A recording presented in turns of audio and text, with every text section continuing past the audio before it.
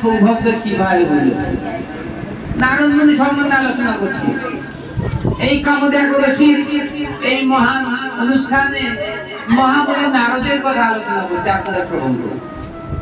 এই নারদ মুনি আপনারা জানেন নারদ মুনির পিতার নাম কি? এই নারদ মুনি কার পুত্র বলা হয়? ব্রহ্মার মানস পুত্র বলা হয় নারদ মুনিকে। কিন্তু এই নারদ মুনির প্রকৃত কে যে সৃষ্টি করিয়াছেন কেউই জানে না। একটা বড় খুব ভালো জিনিস এই নারদ মুনির জীবনী। নারদ মুনির জীবনী সবার জানা আছে কি? এখানে কারা কারা জানা আছে? নারদ মুনি কে, বৃত্তান্ত কিভাবে নারদ মুনি হলেন এবং এত সৌভাগ্য নারদ মুনির বিশ্ব জগতে হলো, এরকম কার সৌভাগ্য নেই? তো পলকে 14 ভুবন পরিক্রমা করতে পারে।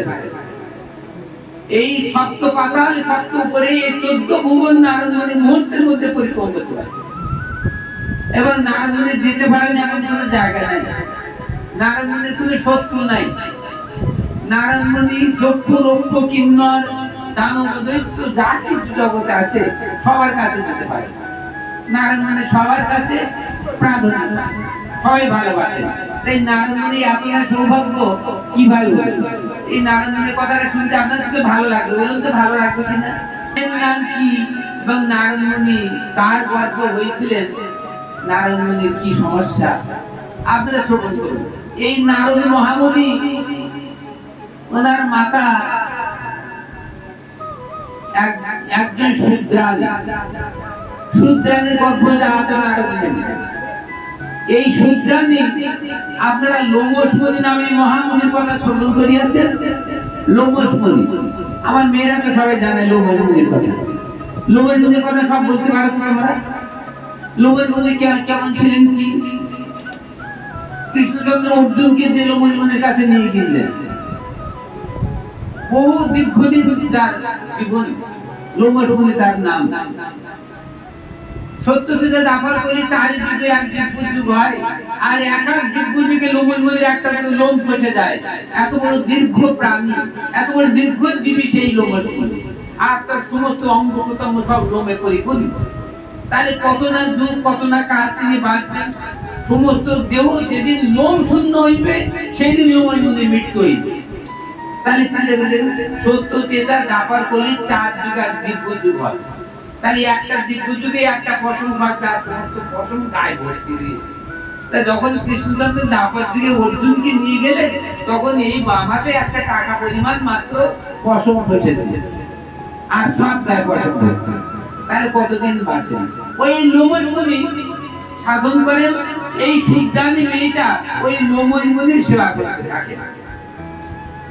এই আপনার নারদ মুনির মাতা ওই লোমশ মুনিকে সেবা করে, সেবা দাসী হিসেবে ওনার ফুল তুলসী ওঠানো, ওনার চরণ ধরতে পারে। এখন লোমশ মুনি একদিন কৃপা করে বললেন, তাই তো তোর গর্ভে একটা সন্তান হোক, তুই বড় কষ্টে আসিস, তাই সব মেয়েদের ইচ্ছা পেটে একটা বাচ্চা হলে সবাই শান্তি পায়। কোন মায়েরা চায় না আমার পেটে কোনো বাচ্চা না আসে। কেউ চায় না, মেয়েরা চায় কেউ বলে যে আমাদের পেটে বাচ্চা না হয়। এরকম কোনো মেয়েরা বলে কিনা আমি তো জানি না। আমাদের বয়সে শুনি সব মেয়েরা চায় ঠাকুর আমাদের একটা ছেলে মেয়ে। কোন মা বলে না আমার পেটে না মোটে বাচ্চা না হয়, বাচ্চা ঝামেলা। এই কোনো মায়েরা বলে কিনা। এখন লোকের মধ্যে কৃপা করলেন, পরে পরে ওনার গর্ব বলে ওই নারদ মুনি বলে। এখন নারদ মুনি আস্তে আস্তে বড় হলে ওর মা বলছে কি বাচ্চা তুই না এই মুনির সেবা 2 মাপে আমরা করি। তুই ফুল তুলসী তুলে আনবি, জল গঙ্গা জল ইত্যাদি ইত্যাদি আনতে হবে। এই মহামুনির সেবা আমরা 2 মাপে করি। তাহলে খুব ভালো হয়, মুনিবারে আর কোনো খুশি হবে না। এখন 2 মাপে। এখন এই নারদ মুনি প্রথমে নাম দেওয়া ছিল দুঃখী। এই নারদ মুনির নাম দেওয়া ছিল দুঃখী, মানে ওই জগতে কেউ ছিল না। তাই ওই মা ওর মাতা ওকে দুঃখী নাম দেয়। সেই দুঃখী বলে ওই ছেলেটা খুব করুণ এবং খুব বিনয়ের। দুঃখীটা এখন দুঃখের একটা স্বভাব ছিল, দুঃখের একটা স্বভাব ছিল। কি স্বভাব জানো? দুঃখী সবসময় সাধন ভজনে মন ছিল, এবং মুনি ঋষি যারা সাধন করতেন, দুঃখী তার ধারে গিয়ে উনিরা সাধন করতেন এবং তাদের কিছু কাজকর্ম বসে দিতেন। দুঃখীর এরকম একটা স্বভাব ছিল ছোটকাল থেকে। এখন একদিন সৌভাগ্যবশত ব্রহ্মার মানুষ পুত্রগণ, সেই ব্রহ্মার 4 পুত্র একদিন ওই লোমশ মুনির কিছু নিকটে এক মহা তপবনে হাজির হলেন। ব্রহ্মার পুত্রদ্বয়, ব্রহ্মার পুত্রগণ 4 জন। ব্রহ্মার পুত্রগণের নাম মনে আছে? কেউ বলতে পারবে? ব্রহ্মার পুত্রের নাম কেটা বলো তো, কি নাম?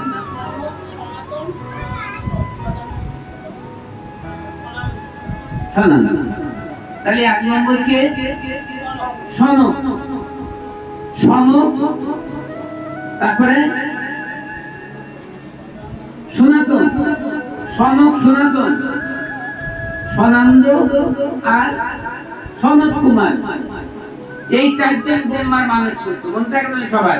এই 4 জন ব্রহ্মার, আমাদের সৃষ্টিকর্তা ব্রহ্মার 4টে ছেলে, সেই 4টে ছেলে হচ্ছে এই 4 জন। এই ক্লাসে আলোচনা করাতে আমার মেয়েরা সব জানে, যেসব মেয়েরা পড়ে না ওরা মনে থাকে না, যারা যারা পড়ে তারা বলতে পারে। আমি সবাইকে পড়াচ্ছি এই কারণে, সবাই পড়াচ্ছি, এই পড়াবার ধরে অনেকে বলতে পারে, অনেকে বলতে পারে এত কষ্ট কেন করছি। যেমন এখানে লেখা আছে পরে কি ভাব বলতে কি বুঝায়। বড় বড় সভা সমিতিতে মতো মহান্ত নাও বলতে পারে না। পরে কি ভাব বলতে কি বুঝায়, তাহলে 4 নম্বর প্রশ্ন আমার উত্তর দেওয়া আছে। দেখেছেন কারা কারা করে শিখতে পারে? পরে কেউ বলে আর প্রতি দুঃখে সুখজনক রাগের প্রেরণায় যিনি বিভাবিত রঞ্জন পূর্বক সেই রমণী সব গভীর প্রিয়পাত্র পণ্ডিত দুঃখ তাকে পরে কে ভাববে? পরে কি তাকে বলে? পরে কি অবলার প্রতি দুঃখে সুখজনক রাগের প্রেরণায় যিনি সেই রমণীর সর্ববিধ প্রিয়পাত্র হন, মানে সেই রমণীর বিবাহ হয় নাই। পরে কি অবলার প্রতি দুঃখে সুখজনক রাগের প্রেরণায় যিনি বিবাহিত উল্লঙ্ঘন পূর্বক সেই রমণীর সর্ববিধ প্রিয়পাত্র হন, সেই হচ্ছে পরকীয় ভাব। সেই পরকীয় ভাব হয়ে রসের উদ্গম। নর্তক ঠাকুর বলিয়েছেন পরকীয় ভাব হয়ে রসের উদ্গম। সেই পরকীয় ভাব পরিশুদ্ধ সাধন আমাদের, সেই সাধন শ্রী রাধারানী যেমন ভাবে কৃষ্ণকে সাধন করিয়াছিলেন, ওই রকম ভাবাবিষ্ট ভাবে আমাদের সাধন দিবে, তবে আমাদের সাধন করে কৃষ্ণ। এইটা যদি মেয়েরা পড়ে, ছেলেরা পড়ে, তাহলে বুঝতে পারবে। যেমন অনাথ চরিং চিরাত করুণাবতীর্ণ কলম সুমার কৈত মুদ্র লাক্ষণ সভক্তি শ্রম হরিপুরট সুন্দর দুটি কদম সঞ্জীবিত সদা হৃদয় স্পন্দরে সুমূর্ত বাসনা। এই যে তথ্যগুলো দেওয়া আছে, যদি তারা দৃষ্টান্তভাবে পড়ে তাহলে আমাকে বলতে পারবে। এই জন্য আমি এত কষ্ট করছি, এই কারণে সবাইকে শেখাবার জন্য। যা হোক, আজকে তাহলে আপনারা শুনতে থাকছেন কোনটা কোথায় বলা হয়েছিল? ব্রহ্মার এই পুত্রগণ ওই সেই মহাতপবনে হাজির হয়ে গেলেন। গেলে ওই ছেলেটা তো ঘুরে বেড়াচ্ছে, এখন আস্তে আস্তে ওনাদের পাশে গেলেন। যে ওনার তো মহামুনি, মহা ঋষি, মহামুনি, ব্রহ্মার পুত্রগণ মহাজ্যোতির্ময় মহাপুরুষ 4 জন যখন বসে আছেন, সেই সনত কুমার, কারণ মানে তারপর সনাতন, তারপর সনত কুমার, তারপরে সনানন্দ, এই 4 জন ছেলে বসে আছে। যখন ব্রহ্মার পুত্র ছেলে খেলার জন্য এরা, তখন এই দুঃখী আস্তে আস্তে ওনাদের কাছে গেছে, যে ওনাদের চরণ ধন্যবাদ করছে, ওনাদের চরণ ধুয়ে দিচ্ছে, কিছু লাগে কিনা বলছে, হে মহাজন্ম, আমার নাম দুঃখী, আপনাদের কিছু লাগবে, আমি আপনাদের এনে দেব। এখন ওনারা চলছেই দেখে, বাহ খুব ভালো একটা ছেলে তো। তারপর ঠিক আছে, তুমি আমাদের ধারে বসে, আমরা একটু ধ্যানাশ্রয় সাধন করি, তারপর তোমার সাথে কথা বলি। তা বলছে, তাহলে না আমি একটু তোমাদের ধারে বসে একটু ধ্যানস্থ হই। তা ধ্যান কি তা বলতে জানো না, দুঃখী তার ধ্যান করতে জানো না। এখন এনারা যেমন করছে উনি তেমন করছে, উনি এরকম কি বিড়বিড় করছে, ওনার কি করছে জানে না। এখন এনাদের ধ্যান নেই, দেখে দুঃখী ঠিক ওনাদের মতো কি বলছে, এই ছেলেটা খুব ভালো দেখছি, এ তো জানে না তো টপ টপ, তা আমরা যা করতে তাই করছি, তা খুব ভালো। এখন বলছে দুঃখী, তখন দুঃখী চৈতন্য হয়েছে বলে, তখন বলছে দেখো দুঃখী তুমি না খুব ভালো ছেলে, তা আমরা 4 জন তোমাকে আশীর্বাদ করি। তখন দুঃখী বলছে আপনার আশীর্বাদ করুন, আমার কেউ নাই, আমি একা, আর আমার একটা মাতা আছে। তা বলছে ঠিক আছে, তুমি কোনো চিন্তা করো না, ওই তোমার মাতা না, ও তোমার মাতার দমদম করে মৃত্যু হয়ে যায়, তোমার মা তোমার থাকবে। তোমার কোনো ভয় নাই, আমার আশীর্বাদ করছে, তোমার সাধন ভগবান চরণে পৌঁছে দিয়েছে, এবং তুমি যে সাধন করবে তাতে ব্রহ্মা বিষ্ণু মহেশ্বর হাজির হইবে, কোনো ভয় নেই। আমরা 4 জনের 4 ভাই আমরা আশীর্বাদ করিলাম, খুব তাড়াতাড়ি তোমার সাধনে স্বয়ং চতুর্হস্ত বিষ্ণু নারায়ণ আর চতুর্মুখ ব্রহ্মা আমার পিতা, আমাদের পিতা, আর শিব মহা দিগম্বর শিব হাজির হইবে, কোনো ভয় নেই, তোমার সাধন তুমি করতে থাকো, আমার আশীর্বাদ করলাম। এই বুঝে ব্রহ্মার পুত্রগণ সেই দুঃখীর মস্তকে হস্ত দিয়ে আশীর্বাদ করে অদৃশ্য হয়ে গেলেন। তখন দুঃখী এবার সাধন, দুঃখীর সাধন এমন উৎকট সাধন করিয়াছে, ব্রহ্মা বিষ্ণু মহেশ্বর হাজির। জয় জয় শ্রীমতী জয় শ্রী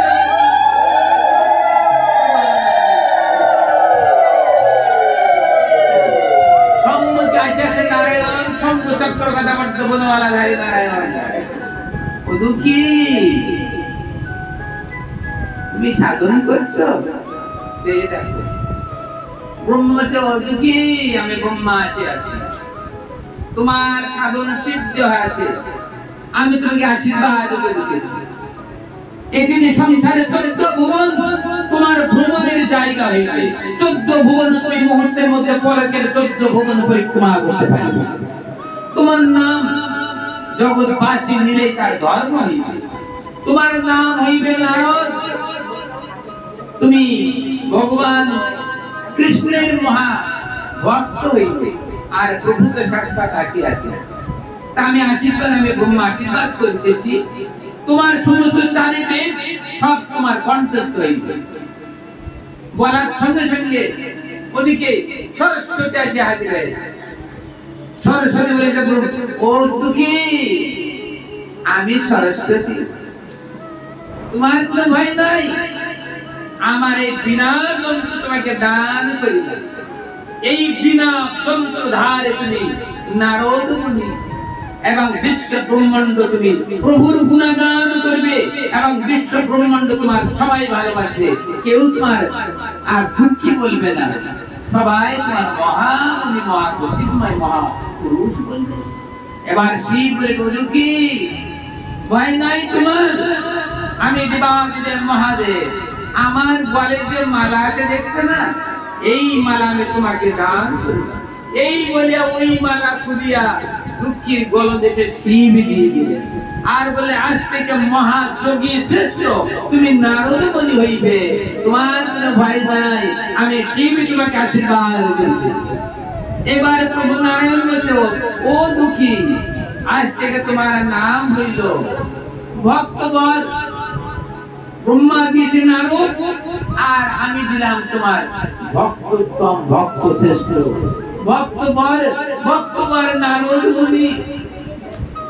এবং এখানে সংসার মাঝে তুমি আমার পরম ভক্ত, তাই আজকে তোমার এই মহিমা জগৎবাসী তোমার মহিমা তোমার গুণগান কীর্তন করিবে। তাই আজকে আমরা যে নাম করি, ভগবানের যে নাম করি না, নাম করার আগে নারায়ণ নদীর নামও করতে হয়। যেমন মালা যখন আমরা হাতে নেই, তখন নারদের বিনার জীবন জয় জয় অমৃত তরঙ্গ সার মাধুরী নিচয়, ওখানে রাম ওখানে নারায়ণ বলে গিয়েছেন যে তোমাকে এইভাবে যখন বাজিত করবে। নারদের বিনার জীবন জয় জয় অমৃত তরঙ্গ সার মাধুরী নিচয়, ওই কৃষ্ণের নামও তুমি মোর শোনাই, ঈশ্বরের অশেষ আপনের কৃপায় ত্রিভঙ্গ ভঙ্গ রূপং বেদরণ্য করেন চিতম গোপীমণ্ডল মধ্যস্থল সারাবিনন্দন নাম চিন্তমনে রূপং নামিব পরমাগতি নাম নি পরমাগতি সুতমন উপাত হে অভিন্ন কুরমালে তো হইনাম জপে শিশা শ্রীরাধা কৃষ্ণ দক্ষ দেই মালিক হে। তাই আজকে এই হরিদাস আজকে নারায়ণ তাকে হরিদাস বলে রূপায়িত করলেন। হরিদাস এই নারায়ণের একটা নাম দিলেন নারায়ণ হরিদাস। হরিদাস হরিদাস ব্রহ্মা নাম দিলেন নারদ আর নারায়ণ নাম দিলেন হরিদাস। আর ওই নারদের মাতা নাম দিলেন কি দুঃখী নাম দিয়েছিলেন। আজকে আর দুঃখী নাই। এই নারায়ণ সাধন এমন করলেন যে 3 পুরুষে সাহায্য হয়ে গেলেন বিশ্ব ব্রহ্মাণ্ডবাসীগণ। এবং মনে করলে তিনি এক্ষুনি যদি মনে করেন তা তিনি সেই গোলকে যেতে পারেন, তিনি আছে বৈকুণ্ঠে যেতে পারেন, শিবলোকে যেতে পারেন, ব্রহ্মলোকে যেতে পারেন। শুধু মনে করে এই নারায়ণের বাহন আপনারা জানেন কি বাহনে চড়ে নারায়ণ? নারায়ণের কি বাহন আছে আপনারা বলেন? নারায়ণের বাহন যে গাড়ি চড়ে সেই গাড়িটার কি নাম? ঢেকি। ঢেকি নারায়ণের গাড়ি 4 চাকার গাড়ি না, সেই নারায়ণের গাড়িতে ঢেকি। সেই ঢেকির কি গুণ আছে আপনারা জানেন? আমরা মনে করছি ঢেকি, আমরা ধান ভাজিতে ঢেকি। ওই নারায়ণের ঢেকির একটা গুণ আছে। ওই ঢেকিতে বসে নারায়ণ মনে করবে যে আমি ব্রহ্মলোক যাইব, সারা ব্রহ্মলোক নিয়ে যাবে। ওই ঢেকি ব্রহ্মলোক নিয়ে যাবে। নারায়ণের মুখে বলতে হয় না যে ব্রহ্মলোক যাইব, নারায়ণ মনে মনে স্মরণ করবে যে আমি শিবলোক যাইব, সঙ্গে সঙ্গে ঢেকি শিবলোক নিয়ে যাবে। এই গাড়ির লাইসেন্স বিহীন গাড়ি। এই গাড়ি সরকারি লাইসেন্স দেওয়া আছে, নারায়ণ লাইসেন্স দিয়ে রেখেছে নারায়ণের এই বাহনে। তাই বলিয়া আজকে নারায়ণ মন্দিরে মহামহিমা আপনার জগৎবাসী আজকে জানলেন। এই মহাতি কামদে একাদশীতে ভাগবত আলোচনায় এই নারায়ণ মন্দির মহিমা আপনারা শ্রবণ করলেন।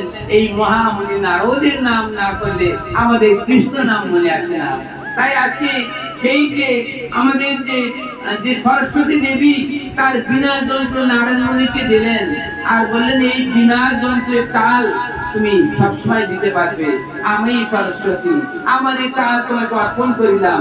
তাই নারায়ণ মণি ওই বিনা যন্ত্রে সদা সর্বক্ষণ হরে কৃষ্ণ কৃষ্ণ কৃষ্ণ হরে হরে, হরে রাম রাম রাম হরে হরে, হরে কৃষ্ণ কৃষ্ণ